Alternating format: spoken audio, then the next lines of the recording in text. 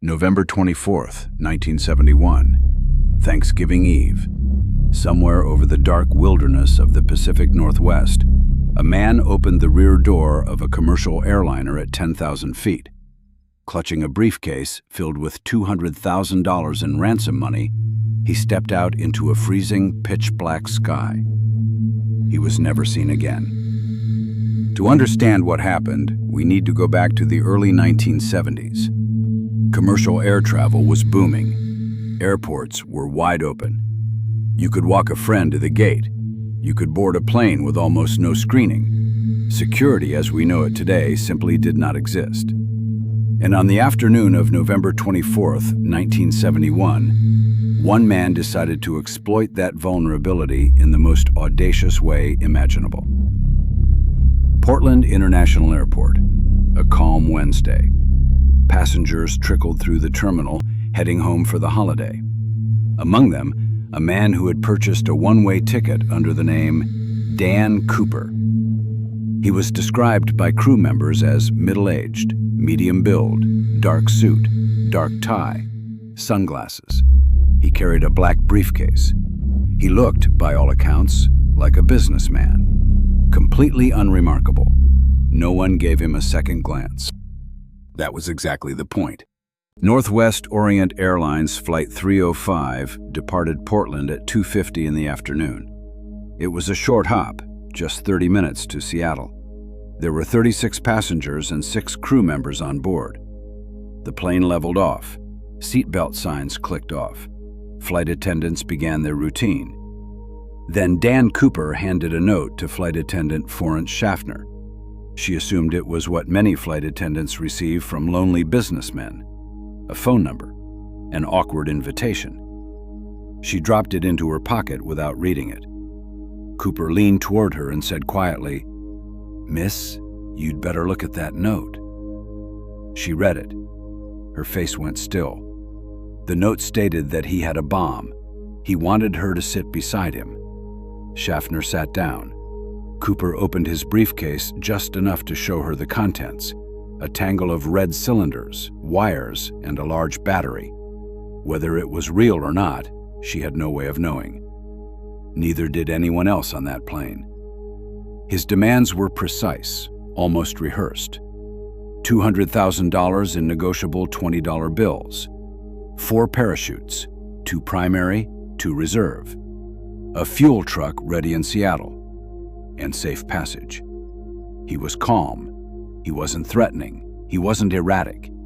He ordered a bourbon and soda and waited. The flight landed at Seattle-Tacoma Airport just after 5 p.m.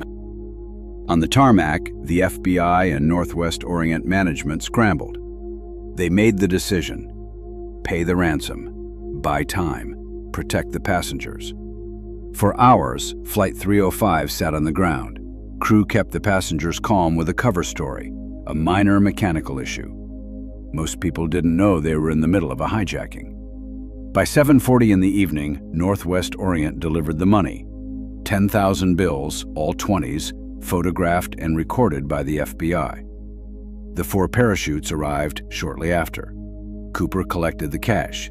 He inspected the parachutes carefully, the methodical behavior of someone who actually knew what they were doing.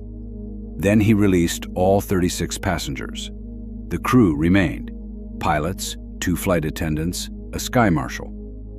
Cooper instructed the pilots: fly toward Mexico City, keep altitude under 10,000 feet, airspeed as slow as safely possible, landing gear down, no pressurization. The jet bridge retracted. The engines roared. Flight 305 lifted into the night sky. Somewhere south of Seattle, at approximately 8:13 in the evening, an indicator light on the cockpit panel flickered. The aft air stair, the rear staircase built into the tail of the Boeing 727, had been deployed. The pilots felt a subtle change in air pressure, a slight shift in the plane's balance. The captain's voice came over the intercom to the cabin. "Is there anything we can do for you?" No answer came back. When the crew finally made their way to the rear of the cabin, Dan Cooper was gone. His tie remained on the seat. The money was gone. Somewhere over the dark, frozen forests of southwest Washington, in temperatures near -7 degrees Celsius, in winds exceeding 100 miles per hour, D.B. Cooper had jumped into nothing. The FBI launched one of the most exhaustive manhunts in American history. Agents fanned out across the wilderness of southwest Washington.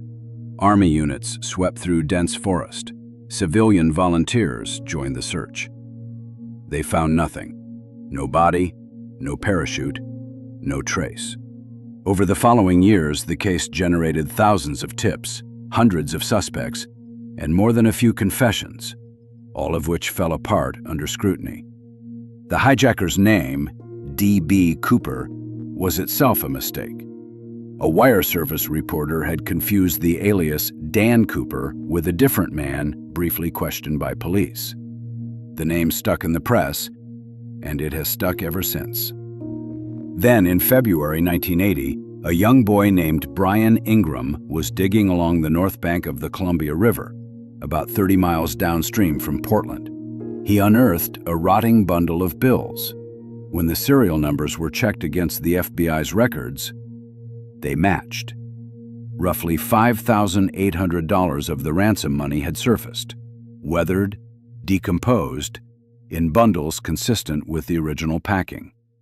The rest of the $200,000 has never been found, and the find raised more questions than it answered. How did the money get there? Did Cooper die on impact and wash downriver? Did he hide it and it migrated downstream? The Columbia River corridor was not in the original projected jump zone. Nothing added up. Over the decades, investigators and amateur sleuths have proposed dozens of suspects.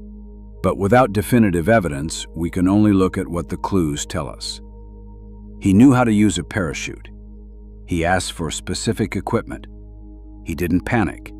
That points to prior training, military perhaps, or civilian skydiving. He knew the Boeing 727 well. The rear air stair was an unusual design feature, one that even many pilots weren't familiar with. Cooper deployed it without hesitation in a moving aircraft at altitude. He chose the jump zone deliberately. The Cascades at night in a storm over dense forest, it was either suicidal or a calculated gamble by someone who wanted to disappear completely. Some investigators believe he survived, that he landed, buried the cash, and quietly lived out his days. Others believe he died on impact, that the wilderness swallowed him whole. The deteriorated money found in 1980 may support the latter theory. If he survived, why leave the cash behind? If he died, where is the rest of it? No one knows. No one has ever known. The D.B. Cooper hijacking changed commercial aviation permanently. Within a year, the FAA mandated that all Boeing 727s be fitted with a device that prevented the aft air stair from being opened during flight. Aviation engineers called it, unofficially, the Cooper vein. Airport security was overhauled. X-ray screening was introduced. The era of walking onto a plane with zero scrutiny was over. In 2016, after 45 years, the FBI officially suspended its active investigation, citing a lack of credible new leads. The case file remains open, but no one is actively hunting Dan Cooper anymore. He is the only hijacker in American aviation history who was never caught, never identified, never found. On Thanksgiving Eve, 1971, a man called Dan Cooper handed over a handwritten note, collected a bag of cash, and stepped out of a plane over a dark mountain range. And then he was gone. Gone into the cold and the dark in the American wilderness. Gone into one of the great mysteries of the 20th century. Whoever he was, whatever became of him, D.B. Cooper left something behind that even the wilderness couldn't erase. A question that may never be answered. Who was he?